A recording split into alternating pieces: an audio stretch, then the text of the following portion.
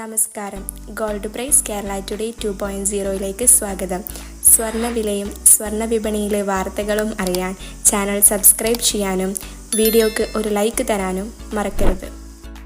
സ്വർണ്ണവില 75,000 കടന്നും കുതിക്കുമെന്ന് തോന്നിപ്പിച്ച ഘട്ടത്തിൽ ഏപ്രിൽ 23 മുതൽ സ്വർണ്ണവില ഇടിയുന്നതാണ് കണ്ടത്.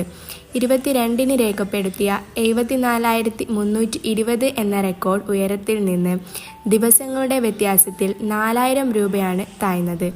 തുടർന്ന് തിങ്കളാഴ്ച മുതലാണ് സ്വർണ്ണവില തിരിച്ചു കയറാൻ തുടങ്ങിയത്. രാജ്യാന്തര തലത്തിൽ സാമ്പത്തിക രംഗത്ത് നിലനിൽക്കുന്ന അനിശ്ചിതത്വമാണ് സ്വർണ്ണവിലയെ സ്വാധീനിക്കുന്നത്.